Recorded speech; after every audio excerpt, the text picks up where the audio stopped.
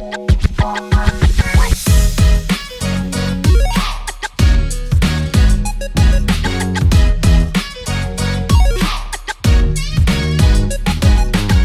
right, cheers guys. Welcome back. This is Trammell Crow series, giving as much advice as we possibly can while just simply going through these notes.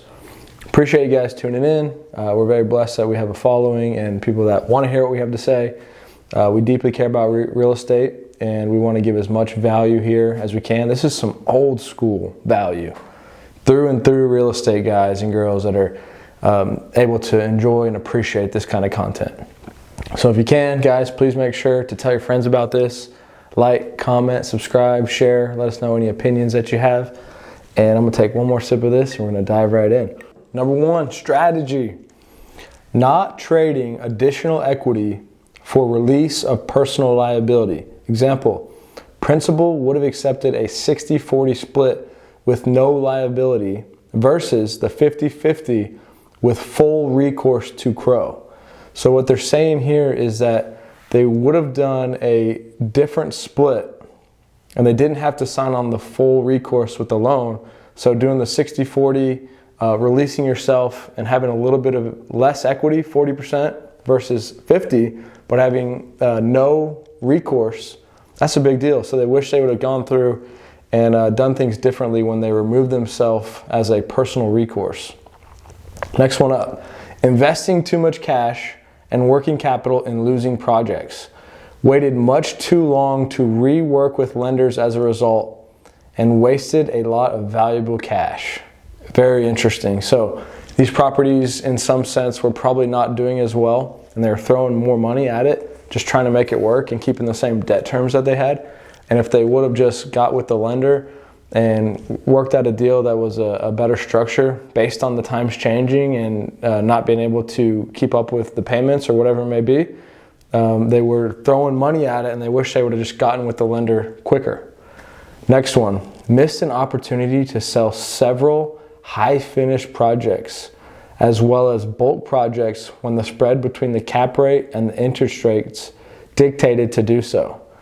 Sometimes when you know you got all the value captured and you can get top price for a property, go ahead and sell it and go buy something else or create more value on another project. That's a big way to trade up and to get more equity in this game. Next one, we relied too much on the easy availability of capital and last week's marketing reports to determine new starts. So I think what he's getting at here is that they had easy capital coming in and they had money, so they were like, let's just go do deals.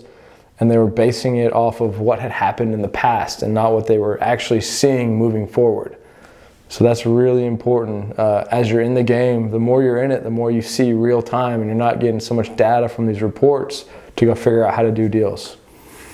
Next one, let the land prices dictate the product. That's a good one. If you're paying top dollar for a property, then you got to go figure out how to make top dollar. But if you're paying a low price, maybe you don't go and do the highest and best use at the time. Maybe you do something really simple to make it make sense and to do a covered land play in a sense as that property goes up in value. Next one up, should not have pioneered in unproven areas with recourse debt. Yeah, I like, pioneering and having no roads and creating your own path, but that's really wise. The whole recourse and non-recourse debt, as you see here, is a big deal, especially when you're talking about like $50, $100, $200 million type loans. All right, this is Steve Meyer on personnel. Major mistake was not developing bench strength in leasing personnel, recognizing that future partner types would recognize declining opportunity and leave. That's a good one. So for all you people that are not sports fans here, bench strength is, people that are sitting on the bench in the baseball game or whatever it may be, and you want to have people that are of high quality and have high potential to help maximize what you're working on. So they weren't building the bench strength. They had top personnel that would lead because they saw that there was limited opportunity, and then there was nobody behind them to kind of fill that gap. So always be building. Also, always have opportunities for people on your team. You want them to see the opportunity for growth. You don't want them to feel limited, and then you guys can all grow together. Next up, we got administration and overhead.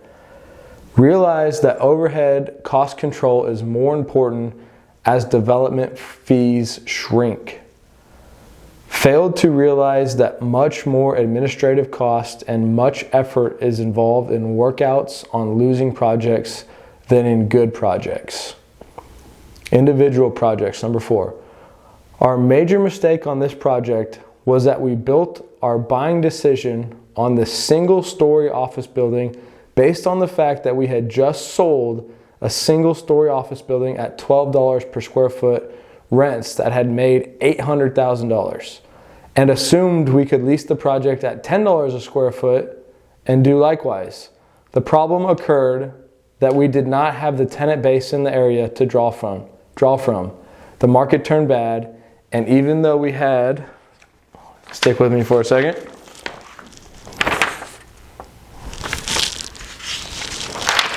Even though we had opportunity to sell at a break-even or a small loss, we decided to hold the building until the market improved. So what I'm hearing there is that they thought because they had one hit that they could do it again. And just because they did it once, the second time was going to be easy. That's not always the case. Next one. We made the mistake of buying too much land based on past absorption. And the land could have been bought smarter with trading equity for reduced liability, kind of like we mentioned earlier. And now we're going on to Mike Birnbaum, Mike Jaffe, and Bryce Miller. I'm pretty sure that Bryce Miller works at Endeavor. I could be wrong about that. That's like I was talking about earlier, where a lot of these people kind of went through that web, kind of like football, coaching, where people learn from other people. A lot of them learned from Trammell, went on to start brokerages, different development companies. It's fascinating to me. So here we go on strategy. The worst case projections from one quarter tend to become best case projections for the next quarter. First, markdown is the smallest. Ouch. Do not follow markdown. Lead the market. Cash is king. We all know that one. As you lose the ability to do traditional manufacturing business, look hard at other sources to generate fees. Example, third-party management, construction, brokerage. We know a little bit about that. Review joint ventures and loan documents. Make sure you understand, get fresh looks at all of these documents. Know and understand relationships with joint ventures and lenders. Research and try to figure out what kind of accommodations can be reached. Put together teams of professional street fighters. Example, lawyers and accountants. It's a war out there. Beware of tenants with good stories. Be willing to listen hard, but be skeptical. Be careful. Work renewals hard and early. Cut overhead hard and early, but be thoughtful. If you're going to do construction management, you need your people. Trust your entrepreneurs. Partner level talent needed to generate fees and solutions. Must be able to have offense and defense. Celebrate victories in both. Have an ongoing sales program. Personnel. Tougher the market, better the person needed. Partners need to guard against screwing operations down too tight. If no money, then no more than ever needed to have fun. Run lean operations, but do not cut muscle. Keep interviewing. Look to upgrade. Stay in business. Keep the nucleus in place. I love it. Administration and overhead. Top-notch controller, essentially because accurate, timely information is essential. Monitor all payments. Thank you, Alex. Especially those on automatic schedule. May want to stop payment or hold payment. Understand what it costs to run each aspect of your business. That's critical. Individual projects. This is like their developments and their investments. Do not let competitors' actions influence your decision on whether to do a project. Do not do a project just to do something. Maintain careful underwriting standards. Partners have to be hands-on and involved in all aspects of the business. It's easy to overpay for projects if you only figure the upside. Do not think the world can only go up. We're experiencing that right now. Be careful in picking experts to investigate projects. With shrinking margins, partners cannot afford surprises. Environmental, structural, civil are all examples. Do not speculate on demographic growth, especially where the infrastructure is not in place. Be careful of taking 100% of the obligation, but Trammell Crow only having 50% ownership. Do not assume what outside partners in a project want you to do. Meet them and get them signed off on what it is that they're going to do.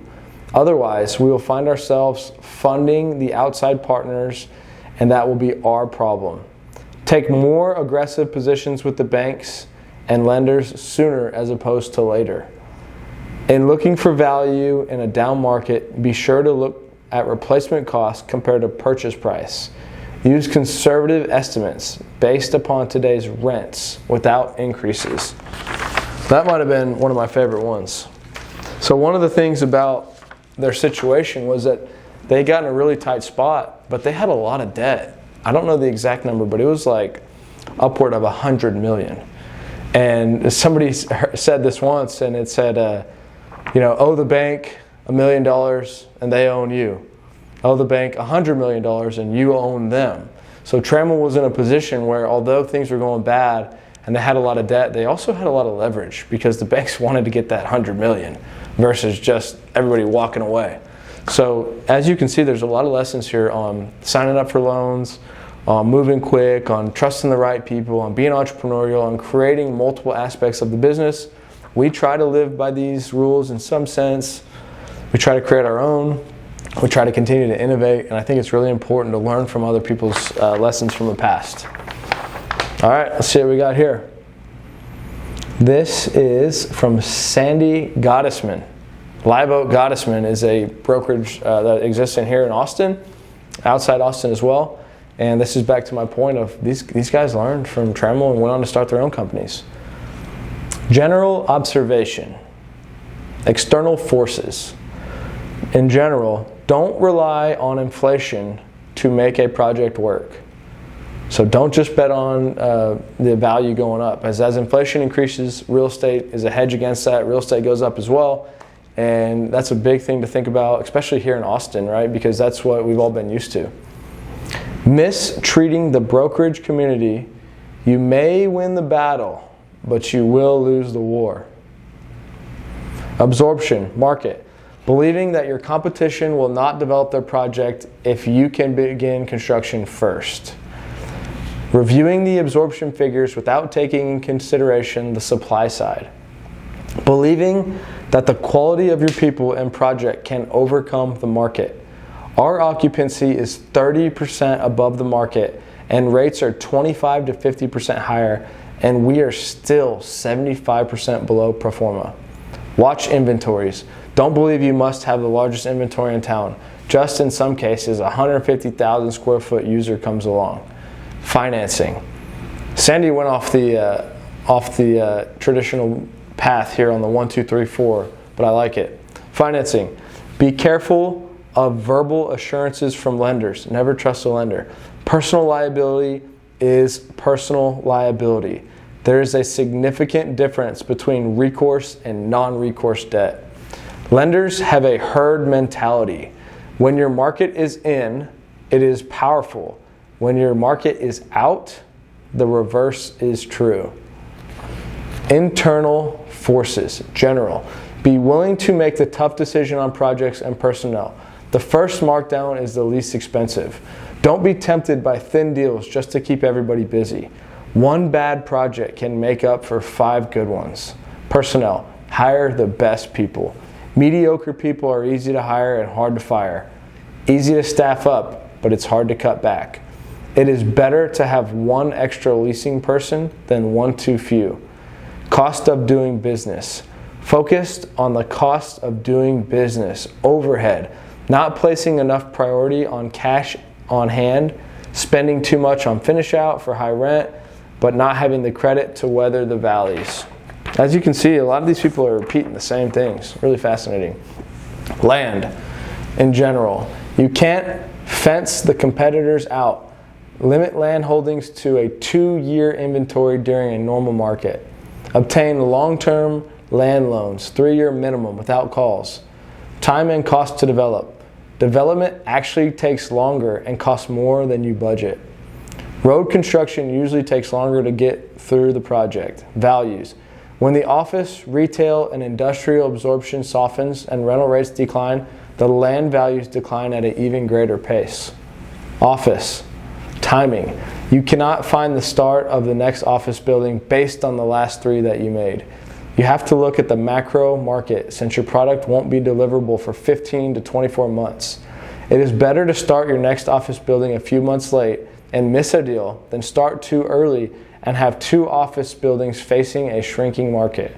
Keep a lean inventory of land and have a joint venture partner or land loan that you can walk away from without personal liability. When a market is hot, sell some of your interest along the way up. When it starts heading down, there are no buyers. A small percentage of a large number is a large number. That is something that rings true right now in the Austin market. You know, the values were going up like crazy. People were paying crazy prices, and that's changed. So a lot of these lessons ring true more than ever. We want to continue to get this out. We're going to keep going through all these notes. We're going to take a break for today. But guys, stick with us.